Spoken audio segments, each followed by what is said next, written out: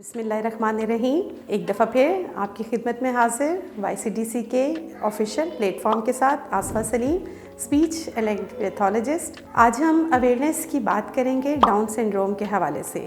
Down syndrome کی اگر ہم بات کریں تو یہ ایک جو نارمل انسان ہوتے ہیں ان کے 46 کروموسومز ہوتے ہیں, ان کے پیئرز ہوتے ہیں.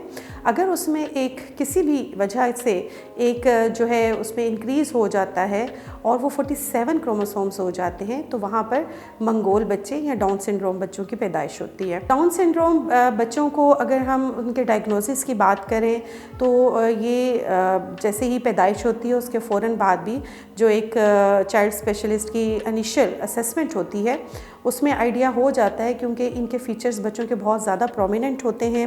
سلانٹی آئیز ہوتی ہیں ان کی, ناک تھوڑی ان کی چپٹی ہوتی ہے. اگر ہم گردن کے پیچھے بات کریں تو وہ بھی اسٹریٹ ہوتی ہے. ان کے جو ہاتھ اور پاؤں ہیں وہ بھی تھوڑی چپٹے ہوتے ہیں اور اسٹریٹ اس میں وہ جو ہے وہ ان کے نیل آ رہے ہوتے ہیں, چھوٹے چھوٹے نیلز ہوتے ہیں. اگر ہم ان کی بالوں کی بات کریں تو وہ بہت زیادہ سلکی اور اسٹریٹ بال ہوتے ہیں. تو جب ان کے اتنے زیادہ پرومیننٹ فیچر ہوتے ہیں تو وہیں پر آئیڈیا ہو جاتا ہے کہ یہ بچہ جو ہے ایک 21 کروموسوم کے ساتھ یہ بچہ پیدا ہوا ہے. اب نارملی کیا ہوتا ہے ان بچوں کے ساتھ, جو ان کے بچوں کے ساتھ ایک تو چیسٹ انفیکشن ان کو بہت زیادہ ہوتی ہے کیونکہ ان بچوں کا امیون سسٹم کافی ویک ہوتا ہے. اس کے علاوہ ہارٹ سے ریلیونٹ بہت سارے ایشو ہو سکتے ہیں ان بچوں کے ساتھ.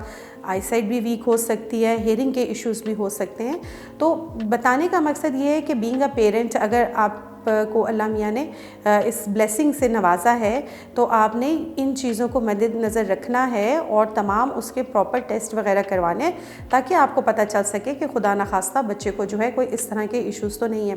اگر میں ایز اے اسپیچ پیتھولوجسٹ اگر اس کو دیکھتی ہوں تو میں اس کا ڈیفینیٹلی دیکھوں گی کہ اس کا اورل میکینزم کیسا ہے, اس کی فیڈنگ کیسی جا رہی ہے, کیا یہ سکنگ کر سکتا ہے. کیونکہ جس طرح میں نے آپ کو بتایا ان کے اور فیچر جو ہیں وہ ٹپیکل ہوتے ہیں, اس میں ساتھ ہی ساتھ بچوں کی مسل ٹون بھی جو ہے وہ کافی فلیسڈ ہوتی ہے, مطلب بالکل ڈھیلی ڈھالی سی ٹون ہوتی ہے, جس کی وجہ سے کیونکہ ہمارے جو چیکس ہیں, ہماری جو زبان ہے, ہمارے جو ووکل کارڈز ہیں اور جتنا بھی میکینزم ہے ہماری جو باڈی جس کے اوپر کام کر رہی ہوتی ہے اس میں مسلس کا بہت زیادہ عمل دخل ہوتا ہے. اور خاص طور پہ اگر ہم سکنگ کی بات کریں گے یا ہم اس کو سوالونگ کی یا نگلنے کی بات کریں گے تو وہاں مسلس کا بہت زیادہ عمل دخل ہوتا ہے. تو جب اگر ان کی مسل ٹون فلیسڈ ہے تو وہ اوور آل پوری باڈی کو ہی متاثر کر رہی ہوتی ہے. تو ان چیزوں کو بھی ہم نے مد نظر رکھنا ہے اور ایک اسپیچ پیتھولوجسٹ سے بھی کنسلٹ کرنا ہے کہ وہ اس کے لیے کیا ریکمینڈ کرتا ہے.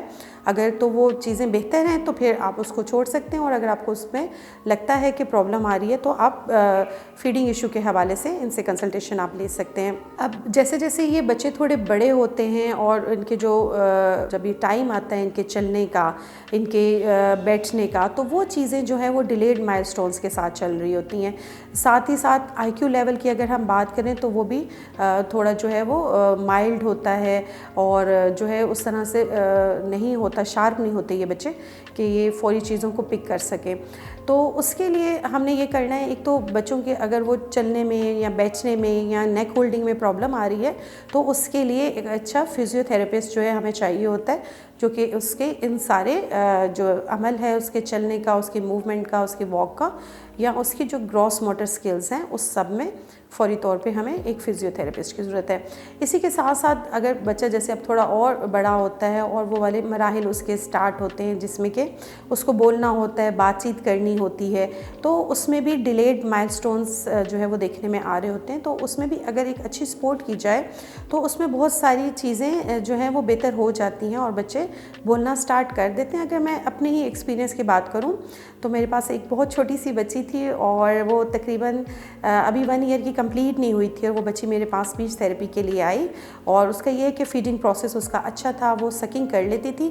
ہاں کچھ یہ ایسا تھا کہ وہ اسٹرا کے ساتھ چیزوں کو اس کو لیتے ہوئے پرابلم آتی تھی. تو ایک تو ہم نے اس پہ اس کے کام کیا, سیکنڈلی ہم نے اس کی جو ہے ووکلائزیشن کے اوپر کام کیا, اس کے بائیلیبیل ساؤنڈ پہ کام کیا, کیونکہ دیکھنے میں آتا ہے کہ اس میں کیوٹی کی جو شیپ ہوتی ہے اورل کیوٹی کی وہ جو ہے وہ تھوڑی چھوٹی ہوتی ہے اور جو ٹنگ سائز ہوتا ہے وہ تھوڑا بڑا ہوتا ہے, اور اس میں بچے کو بولنے میں بھی مشکل آ رہی ہوتی ہے اور پلس اپنی جو ٹنگ کی جو موومنٹ ہوتی ہے وہ بھی ان کے جو ہے کنٹرول سے تھوڑی باہر ہو رہی ہوتی ہے، اور موسٹلی دیکھنے میں آتا ہے کہ یہ بچے زبان کو باہر نکال کے رکھتے ہیں اور اس میں جو ہے ان کو یہ ریلیکس فیل کرتے ہیں. اور ساتھ ہی ساتھ جب ہم اس کے ساتھ ہی ساتھ اوپر نیزل کیویٹی کی بھی بات کرتے ہیں تو وہ بھی ساتھ جڑی ہوئی ہوتی ہے، تو اس میں بھی اکثر بریدنگ کے ایشو آ رہے ہوتے ہیں، اور وہ پراپر اگر اس کو راستہ نہیں ملتا سانس کو باہر نکالنے میں ناک کے ذریعے تو اس میں بھی تھوڑے پرابلم آ رہے ہوتے ہیں. تو یہ ساری چیزیں جو ہیں ایکسرسائزز کے تھرو بچے کی امپروو کی جا سکتی ہیں، اور ٹائملی جو ہے وہ بچہ یہ جو ہے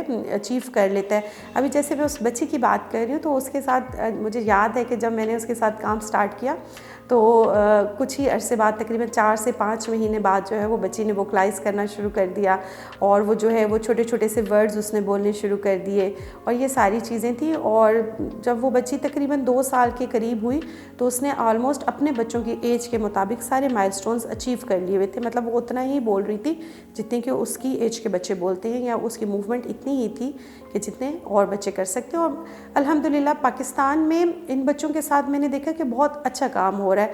اگر ہم ان کو کمپیریزن بھی کرتے ہیں اور ان کنٹریز کے ساتھ ہم اس کا کمپیریزن کرتے ہیں جو ڈیولپڈ ہیں، تو میرے خیال میں کہ ہم جو پاکستانی تھراپسٹ ہیں وہ بہت اچھے اس میں ریزلٹس دے رہے ہیں. تو سیم ایسے ہی ہے کہ وہ چیزیں اس کی بہتر ہوگی. اسی طرح سے اور بھی اگر ہم ان بچوں میں ایشوز دیکھتے ہیں تو اس کے ساتھ ساتھ جیسے میں نے آپ سے بات کی ہے کہ اسپیچ کے ساتھ ساتھ اسپیچ خالی ووکلائزیشن کا نام نہیں ہے. اسپیچ میں آپ کا جو تھنکنگ پروسیس ہے اس کو بھی انہینس کیا جاتا ہے.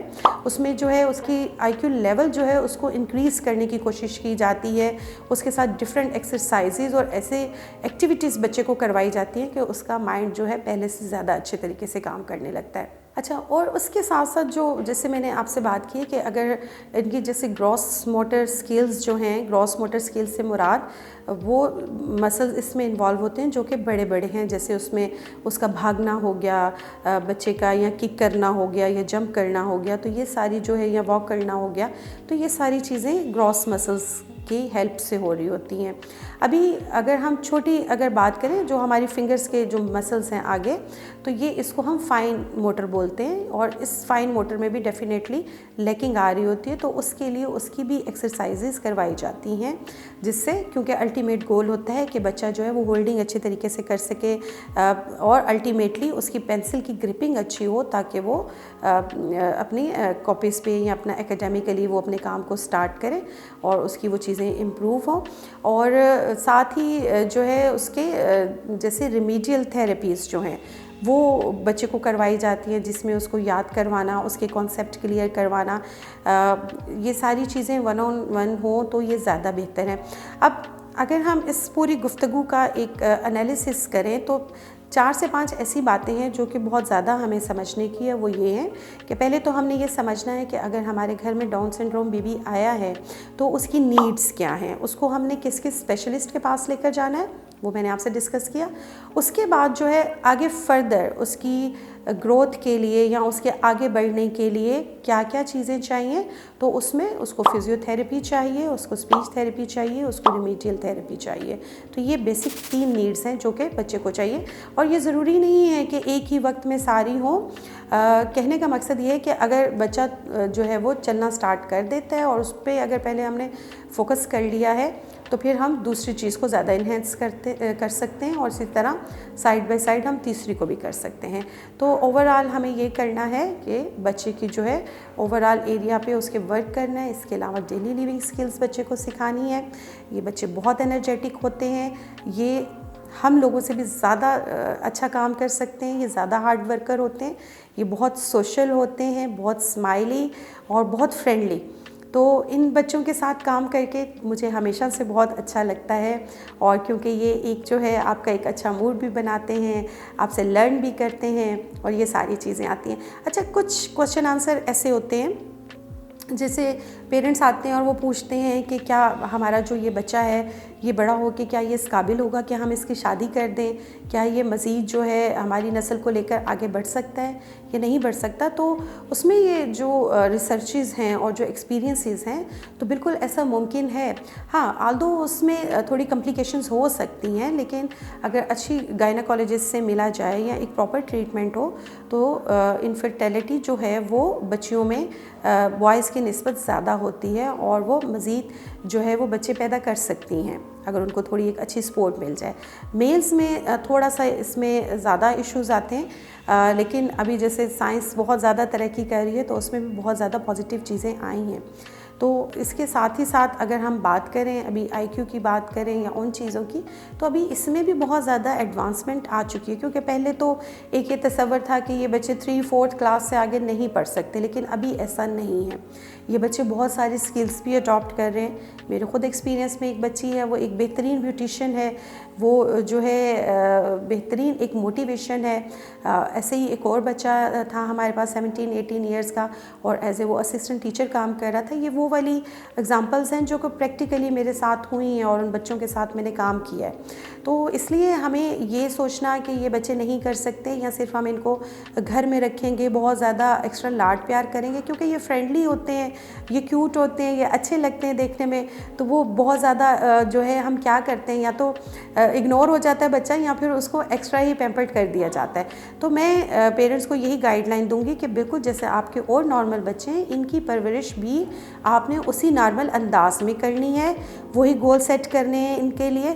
اور ہمیشہ سے سائیکالوجسٹ کا کہنا ہے کہ اگر آپ 100% اپنا گول جو ہے وہ سیٹ کریں گے تو وہ کم از کم 70 یا 80 کے پاس تو آئے گا ہی. اور اگر ہم پہلے سے ہی اس کو کم رکھیں گے تو پھر ہمارے جو ہے وہ چیزیں اس طرح سے بہتری نہیں ہوں گی. آپ ان کو ڈیلی لیوی سکلز بھی سکھائیں، ان کو کوکنگ سکھائیں، بیکنگ سکھائیں، ان کو پڑھائیں اور ان کی لائف کو بھی ان کو بھی انجوائے کرنے دیجیے اور آپ بھی ایک اچھی لائف ان کے ساتھ گزاریں. تھینک یو سو مچ. پھر اگلی ویڈیو میں آپ سے ملتے ہیں، اور اگر آپ کے ذہن میں کوئی مزید کوشچن آنسر ہیں اس حوالے سے تو آپ ضرور ہمیں کمنٹس کر سکتے ہیں، ہم اس کو بھی ڈسکس کریں گے. Stay tuned. اللہ حافظ. Take care.